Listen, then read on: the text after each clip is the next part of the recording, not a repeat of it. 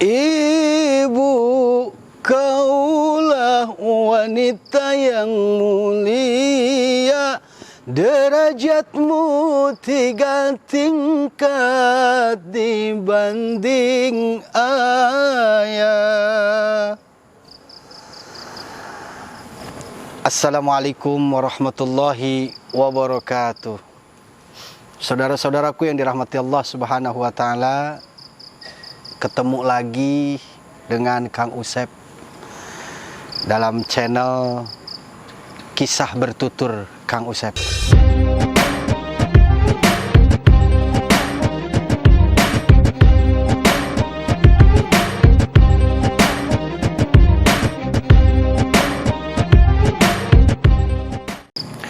Saudara-saudaraku yang dirahmati Allah Subhanahu wa Ta'ala, pada kesempatan kali ini Kang Usep akan bercerita, akan berkisah sebuah hari yang diperingati secara nasional.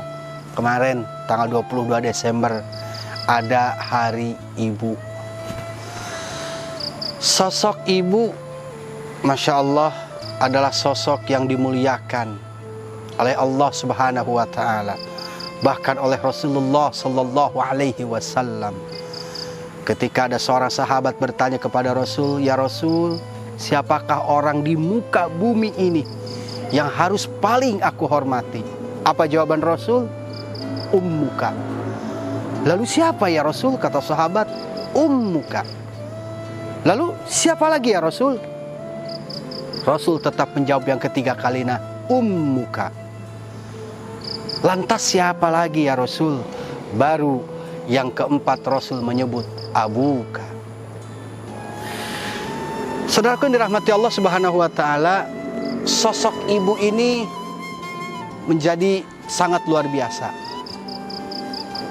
Siapapun anak ingin meraih keridhaan, ingin meraih kesuksesan, bahkan kebahagiaan di dunia, bahkan sampai akhirat, kuncinya satu: keridhaan dari ibu atau keridhaan dari kedua orang tua.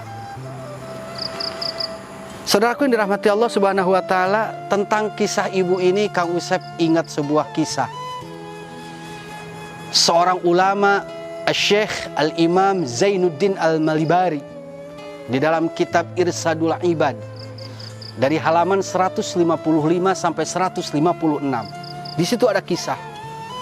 Satu waktu Nabiullah Sulaiman alaihissalam, tahu dong Nabi Sulaiman, nabi yang sangat luar biasa mukjizatnya. Beliau diberikan isyarat oleh Allah untuk apa? Mendekati, untuk pergi ke sebuah bibir pantai.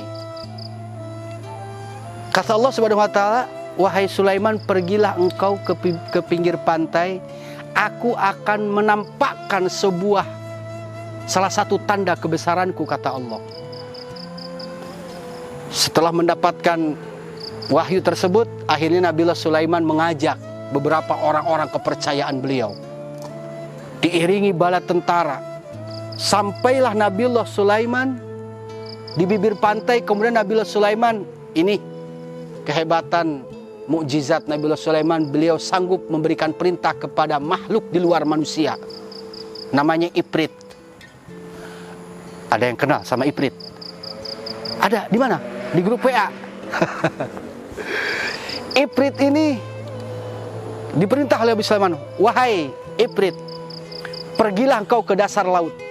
Kau cari apapun, kemudian kau bawa ke hadapanku." "Baik, Baginda Raja." Akhirnya menembuslah Ifrit, menembus kedalaman air laut, dicari ke sana kemari.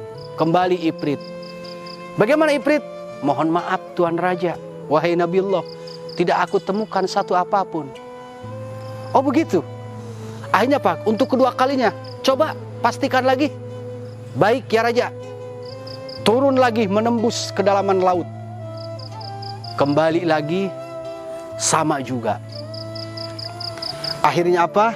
Nabiullah Sulaiman alaihissalam memerintahkan orang kepercayaan beliau. Kenal dong, Asif bin Barhaya. Wahai Asif bin Barhoya, baik Tuan Raja, ada apa? Aku perintahkan engkau orang kepercayaanku. Tembuslah ke kedalaman laut, kau cari sesuatu. Karena aku mendapatkan wahyu dari Allah, Allah ingin menampakkan kepada aku salah satu tanda kebesaran Allah. Baik Tuan Raja. Dengan secepat kilat, Asif bin Barhoya menembus kedalaman laut samudera. Setelah lama beliau berkeliling, akhirnya beliau mengangkat sebuah kubah yang berwarna hijau. Ada 3 pintu. Dari masing-masing pintu ini dihiasi oleh batu-batu berlian dan permata. Saudaraku yang dirahmati Allah Subhanahu wa taala, setelah dibawa ke hadapan Nabiullah Sulaiman alaihissalam, Nabiullah Sulaiman bingung, ini kubah apa? Akhirnya atas izin Allah Subhanahu wa taala, pintu kubah itu terbuka. Tahu saudaraku, ada yang keluar dari dalam kubah tersebut. Siapa yang keluar? Seorang anak muda. Wahai kalian, kenapa kalian menggangguku? Siapa kalian? Nabiullah Sulaiman menjawab, wahai anak muda, ketahuilah bahwa aku ini adalah Nabi Allah Sulaiman alaihissalam. Oh begitu? Iya. Aku heran, kenapa engkau berada di dalam kubah di dasar laut? Ketahuilah wahai Nabiullah Sulaiman alaihissalam, aku berada di dalam kubah ini adalah berkah munajat, doa dari seorang ibu. Takjublah Nabiullah Sulaiman alaihissalam. Bisa seperti itu? Iya wahai Nabi Allah. Coba kau berkisah. Seorang pemudi berkisah, wahai Nabiullah Sulaiman, dulu ketika aku belum berada di dalam kubah ini, dulu aku memiliki 2 orang tua. Yang pertama seorang ayah yang buta, dan kemudian seorang ibu yang lumpuh. Akhirnya apa? Seorang ayah wafat lebih dulu, dan kemudian menjelang ibundanya wafat, seorang ibunda bermunajat kepada Allah. Duhai Allah, aku telah ridho kepada anakku. Aku telah merasakan baktinya anakku kepadaku. Anakku merawatku, memberikan makan kepadaku, melayaniku, membersihkan badanku tanpa ragu dengan penuh kelembutan dan kasih sayang. Maka ya Rabb, balaslah keridhoanku sebagai ibunya dengan apa? Engkau jaga anakku untuk tidak sampai digoda bahkan oleh iblis sekalipun. Subhanallah, Allah mendengar doa seorang ibu. Akhirnya apa? Akhirnya Allah menciptakan sebuah kubah yang luar biasa indah. Setelah itu kubah diciptakan, lalu Allah bawa masuk itu anak muda ke dalam kubah tersebut. Kemudian kubah tersebut ditenggelamkan di dasar laut. Sehingga apa? Iblis pun tidak sanggup mendatangi anak muda ini. Luar biasa. Saudaraku yang dirahmati Allah Subhanahu wa taala, setelah disampaikan kisah seperti itu, Nabiullah Sulaiman menggelengkan kepala. Allahu Akbar. Ini kemahabesaran Allah Subhanahu wa taala. Wasilah apa? Wasilah keridhaan seorang ibu. Saudaraku yang dirahmati Allah Subhanahu wa taala, kalau boleh Kang Usep bercerita, seorang ibu adalah sosok manusia yang pandai berbohong. Ya, pandai berbohong. Berbohong untuk apa? Untuk kebaikan anak-anaknya. Kisahnya, ada seorang ibu, beliau bekerja paruh waktu. Demi apa? Demi memberikan makan anaknya.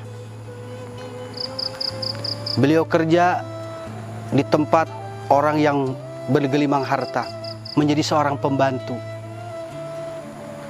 Ada sebuah kebiasaan membohongnya seorang ibu. Sepulang kerja, tuannya menyampaikan, Bu, ini nasi silahkan dinikmati. Ini buat ibu, sengaja saya belikan untuk ibu dimakan. Baik tuan. Tapi apa yang dilakukan oleh seorang ibu? Dibungkusnya itu makanan. Kenapa? Karena teringat anaknya. Dibungkus makanan, dibawa ke rumah.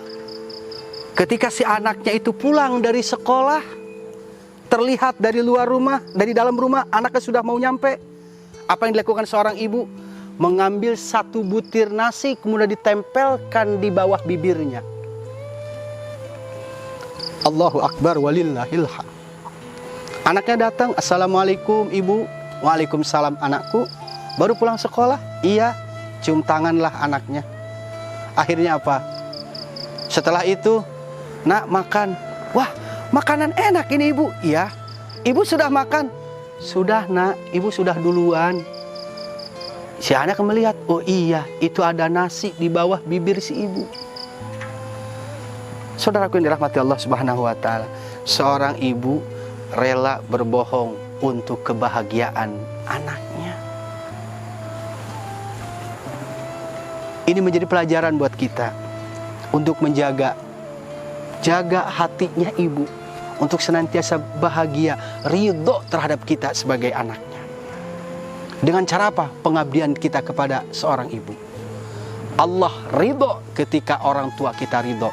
Tapi awas, Allah akan murka ketika kedua orang tua kita tidak ridho kepada kita. Saudaraku yang dirahmati Allah Subhanahu wa Ta'ala, aminkan doa Kang Usep. Kita mohon kepada Allah, ya Allah, angkat derajat kemuliaan kedua orang tuaku. Ya Allah, angkat derajat kemuliaan ibuku.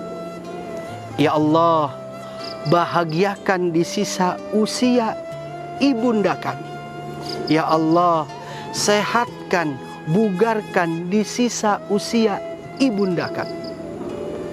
Dan ya Rabb, suatu saat nanti jikalau atas keridhaan-Mu Engkau masukkan aku sebagai anak ke dalam surga-Mu, maka ya Allah, aku mohon ayah ibulah yang menjemput kami di belakang pintu surga-Mu. Amin ya Allah ya Rabbal Alamin. Kutitipkan doa pada Yang Kuasa untuk ayah bunda yang telah tiada.